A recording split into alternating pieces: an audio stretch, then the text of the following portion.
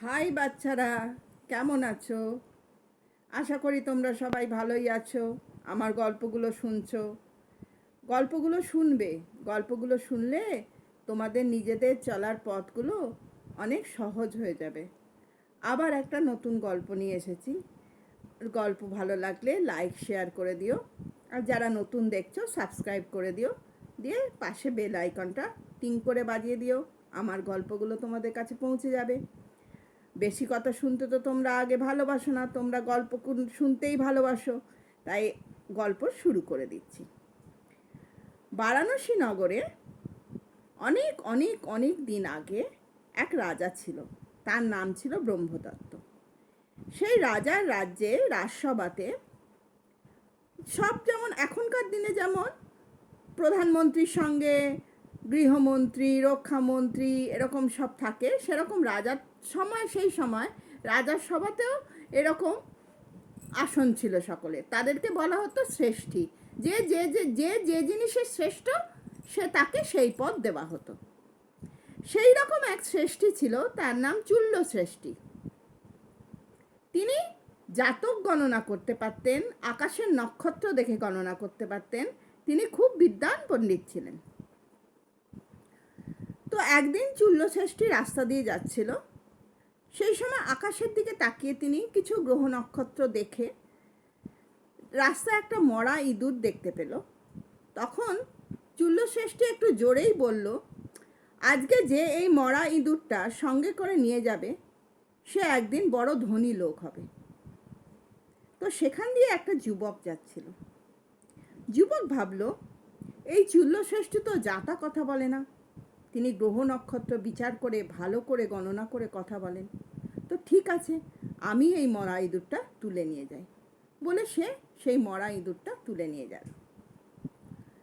সেখান থেকে কিছুটা যাওয়ার পরেই একটা ব্যক্তি তার বেড়ালের জন্য খাবার খুঁজছিল। তখন সে সেই ছেলেটাকে, যুবকটিকে বলল, আমাকে এই মরা ইঁদুরটা দেবে, আমি তোমাকে 2 টাকা দেবো। তো ও মরা ইঁদুরটা দিল। আর সে লোকটার কাছ থেকে 2 টাকা নিয়ে কিছু গুড় কিনলো আর কয়েক কলসি জল নিয়ে একটা রাস্তার ধারে গিয়ে বসলো। সেই রাস্তা দিয়ে উপর থেকে সব যারা ফুল বিক্রি করে, মালা তৈরি করে বিক্রি করে, সেই সমস্ত ফুল বিক্রেতা ফুল তুলতে যেত, ফুল আনতে যেত। সেই সব ফুল নিয়ে এসে ওই জায়গাটা ওরা একটু বিশ্রাম করত, তারপর আবার যে যার বাজারে গিয়ে চলে যেত ফুল বিক্রি করতে। তো সেখানে গুড় আর জল নিয়ে বসে রইল। যখন ওই ফুলওয়ালারা সবাই এলো, এসে ওখানে বসলো, তখন ও তাদের গুড় আর জল খাওয়ালো। তখন তারা খুশি হয়ে তাকে কিছু কিছু করে ফুল দিয়ে দিল। তখন সে ওই ফুলগুলো নিয়ে বাজারে গিয়ে বিক্রি করলো। আবার পরের দিন আরও বেশি করে গুড় আর জল নিয়ে গিয়ে বসলো।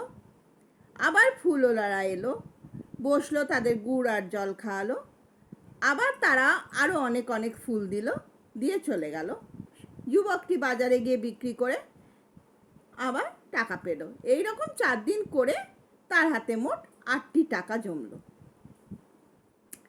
একদিন খুব ঝড় বৃষ্টি হয়েছে। তো রাজার বাগানের সব গাছ ফাছ ছিল, প্রচুর ঝড়ের মধ্যে ভেঙে পড়ে বাগান পুরো নোংরা হয়ে গেছে। বাগানের যে মালি ছিল তাকে রাজা বলল, তুমি এই বাগান পরিষ্কার করো। মালি তো খুব ভাবনায় পড়ল, এত নোংরা আমি একা কি করে পরিষ্কার করব। তখন যুবকটি সেই মালির কাছে গিয়ে বলল, দেখো মালি ভাই, আমি তোমার বাগান পরিষ্কার করে দেবো, কিন্তু তোমাকে এই সমস্ত কাঠ পাতা যা জঞ্জাল যা কিছু আছে সব আমাকে দিয়ে দিতে হবে। তো মালি ভাবলো, এ তো খুব ভালো কথা, কাঠ জঞ্জাল নিয়ে আমি বা করবো কি, ওই নিয়ে নিক। তখন যুবকটি কয়েকগুলো ছেলেকে গুড় দিয়ে, এখনকার দিনে যেমন লজেন্স ক্যাডবেরি হয় তখন তো তা ছিল না, তাদেরকে গুড় দিয়ে তাদেরকে বলল, তোমরা আমার সাথে একটু বাগানটা পরিষ্কার করে দাও। তারা বাগানটা পরিষ্কার করে দিল। সে কাঠ ফাট জমিয়ে সে রাজার বাগানের পাঁচিলের ধারে জড়ো করে রেখে দিল। এদিকে হয়েছে কি, রাজার যে কুম্ভকার, কুম্ভকার মানে জানো তো যারা সব মাটির হাঁড়ি কড়া তৈরি করে, তো রাজারও এরকম একজন আছে, কারণ তখনকার দিনে মাটির হাঁড়ি কড়াতেই রান্না বান্না হতো। তো সে দেখলো তার মাটির হাঁড়ি তৈরি করবে, এই করবে, তার যে পোড়াবে মাটির হাঁড়ি কড়াগুলো, তো সে আগুন জ্বালানোর জন্য কাঠ নেই। তখন সে এদিক ওদিক খুঁজছিল, তখন যুবকটা বলল আমার কাছে আছে অনেক কাঠ, আমি দেব। তখন সে কি করলো, সেই কুম্ভকারকে কাঠগুলো বিক্রি করে দিল। কুম্ভকার তাকে 16টা টাকা দিল আর কিছু হাঁড়ি দিল। সেই হাঁড়িগুলো বেচে সব খরচ বাদ দিয়ে ছেলেটার, যুবকটির হাতে এখন 24টা টাকা রইল।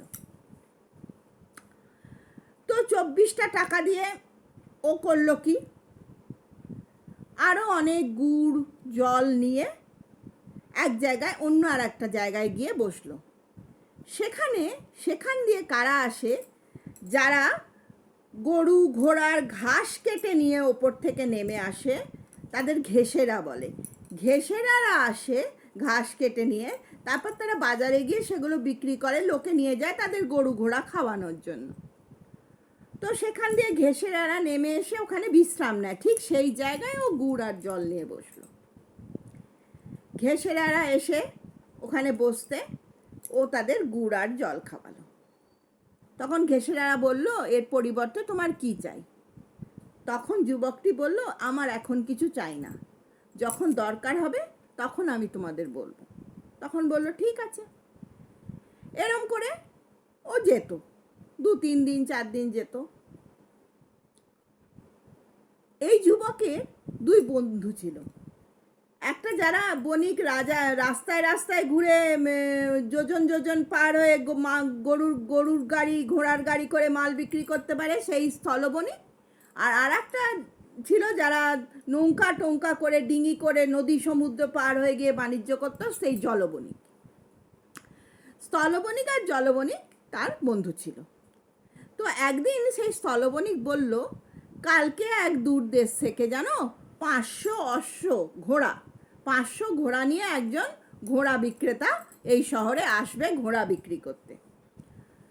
তখন যুবকের মাথায় খেলে গেল বুদ্ধি। সে পরের দিন ঘেষেরাদের জল খাইয়ে বলল তোমরা কালকে আমাকে এক আঁটি করে, সবাই এক আঁটি করে ঘাস দেবে, আর যতক্ষণ না আমার ঘাস বিক্রি হচ্ছে ততক্ষণ তোমরা নিজেদের ঘাস বিক্রি করবে না। তো ঘেষেরারা রাজি হয়ে গেল। যুবক তখন কি করলো, পরের দিন সকলের থাকে এক আঁটি করে ঘাস নিয়ে সেই ঘোড়া যারা বিক্রি করতে এসেছিল তাদের কাছে গিয়ে 1000 টাকায় 500 আঁটি ঘাস বিক্রি করে দিল। তারপর বাকি ঘেষেরারা তাদের জিনিসপত্র বিক্রি করলো, সেটা কোনো ব্যাপার না। তো যুবক 1000 টাকায় 500 আঁটি বিক্রি করে দিল। এবার তো সর্বসাকুল্যে যুবকের কাছে এখন বেশ কিছু টাকা হয়েছে। এবার একদিন জলবণিকের কাছ থেকে শুনলো যে দূর দেশ থেকে একটা জাহাজ আসছে, যাতে কিনা অনেক মাল আসবে, এইখানে বন্দরে ভিড়বে, এখানে সবাই কিনতে আসবে, ধনীপতি ধনী শ্রেষ্ঠী সবাই আসে কিনতে, সওদাগর সবাই কিনতে আসে, সেখানকার বিদেশ থেকে কি মাল আসছে কিনবে, কিনে তারা দেশে বিক্রি করবে। তো সেটা আসবে। তখন তার মাথায় আবার বুদ্ধি খেলে গেল। তখন সে করলো কি, একটা ঘোড়ার গাড়ি করে পরের দিন যখন বন্দরে মাল এসে ঢুকেই গেল, সঙ্গে সঙ্গে সে জাহাজের মালিকের সাথে কথা বলে নিল, সব জিনিসের দরদাম ঠিক করে নিয়ে নিজের জন্য কিছু জিনিস রাখলো, এই জিনিসগুলো আমি নেব পরে, আর এই জিনিসগুলো আমি বিক্রি করব, আমার মাধ্যমে বিক্রি হবে। সে একটা আংটি তার কাছে দিয়ে বলল এই আংটি দিয়ে আমি বন্ধক দিলাম, এই মালগুলো সব আমার দ্বারা বিক্রি হবে, তুমি কাউকে বিক্রি করতে পারবে না। বললো ঠিক আছে। এবার সে সেই বন্দরে একটা শিবির খাটিয়ে বসল। শিবির খাটিয়ে সে তার কিছু যা টাকা পয়সা জন্মেছে তাতে দিয়ে কিছু আর্দালি ফার্দালি রাখলো, মানে কয়েকটা লোকজন রাখলো, যে লোকজনকে দেখলে শিবির খাটালে, শিবির মানে সেই তাঁবুর মতো আর কি, রঙিন কাপড় দিয়ে তাঁবুর মতো কাটিয়ে তার মধ্যে বসে রইল, সে বেশ মহাজনের মতো বসে রইল। এইবারে কি হয়েছে, জাহাজ ঘাটে এসেছে শুনেই সব লোকেরা এলো, সওদাগর শিল্পপতি সব লোকেরা আসছে। এসে জাহাজের মালিকের সাথে কথা বলেছে, তিনি বললেন আমি তো বিক্রি করতে পারবো না, কোনো এক মহাজন এগুলো সব নিয়ে নিয়েছেন, তার মাধ্যমে আপনি বিক্রি করতে কিনতে পারবেন। তখন তারা তাকে খুঁজতে লাগলো, পেয়েও গেল বন্দরের মধ্যে শিবিরে। সেই যুবক তার লোকেদের বলে রেখেছিল, যখন লোক আসবে আমার সাথে দেখা করতে, তখন তোমরা 2-3 জন আর্দালি মিলে তাকে নিয়ে আসবে, 2-3 জন লোক মিলে আমার কাছে আনবে। তখন 2-3 জন লোক মিলে একজন মহাজনকে তার কাছে নিয়ে গেল। তখন সে মহাজন যুবককে বলল, আমি এরকম মাল কিনবো, এই মাল। তখন যুবক বলল, ঠিক আছে, সবাই মাল কিনতে পারবে, কিন্তু 1000 টাকা করে আমাকে লভ্যাংশ দিতে হবে। বলল ঠিক আছে। তো সবাই সব মাল কিনা 1000 টাকা করে সকলে লভ্যাংশ দিয়ে দিয়ে সব মাল জাহাজের বিক্রি হয়ে গেল।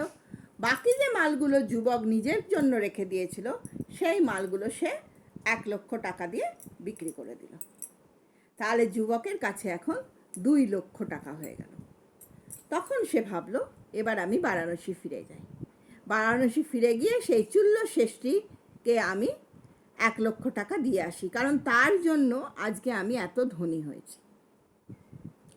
বলে সে বারাণসী ফিরে গেল, গিয়ে চুল্ল শেষ্ঠীর কাছে গেল, গিয়ে সে বলল, আমি আপনাকে 1 লক্ষ টাকা দিতে চাই। বলল কেন? না, আপনার কথা মতো আমি সেই মরা ইঁদুর বিক্রি করে আজকে ধনী হয়েছি। তখন বলল চুল্ল ষষ্ঠী, বলল কি ব্যাপার, সে তো অনেক কালের আগের কথা, সব কথা কি তাদের মনে থাকে, তারও তো বয়স হয়েছে।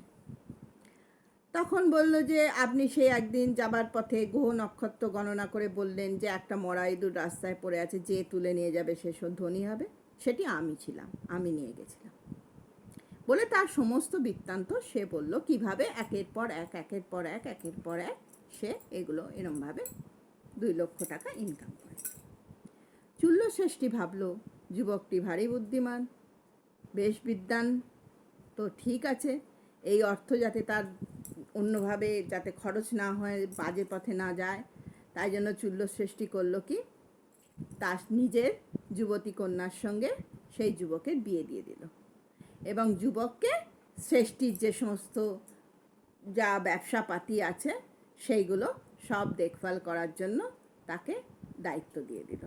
তুমি এবার ব্যবসা করো, তুমি এভাবে এতে উন্নতি করো, কারণ তুমি বুদ্ধিমান মানুষ, তুমি যা বুদ্ধি করে সমস্ত কিছু ব্যবসাকে আরও বাড়াতে পারবে।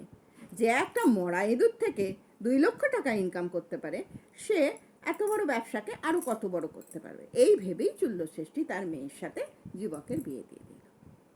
আচ্ছা, তাহলে আমরা এখান থেকে কি শিখলাম? বুদ্ধি। বুদ্ধি শুধু থাকলেই হবে না, বুদ্ধি খাটাতে হবে।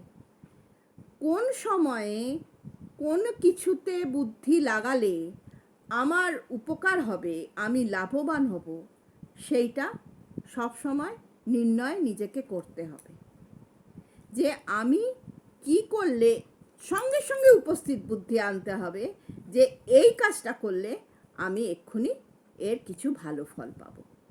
তাই জন্য বুদ্ধিমান হও, সকলের মাথাতেই বুদ্ধি আছে, কিন্তু বুদ্ধিকে কাজে লাগাও। তাই আমি বলছি, সবাই বুদ্ধিমান, কেউ বোকা নও, সকলের মাথায় ভগবান বুদ্ধি দিয়েছেন, কিন্তু বুদ্ধি কাজে লাগানোর উপায় জানো না, তাই কাজে লাগানোর চেষ্টা করো। নয়তো কাউকে জিজ্ঞাসা করো বড়দের, নয়তো নিজের বুদ্ধিতে যদি আসে নিজের বুদ্ধিতে করো, কিন্তু বুদ্ধি কাজে লাগাও, বুদ্ধি নিয়ে শুয়ে বসে থেকো না। তাহলে আমার গল্প আজকে শেষ হলো। এই গল্প বলে আমি এখন বিদায় নিই। তাহলে টাটা।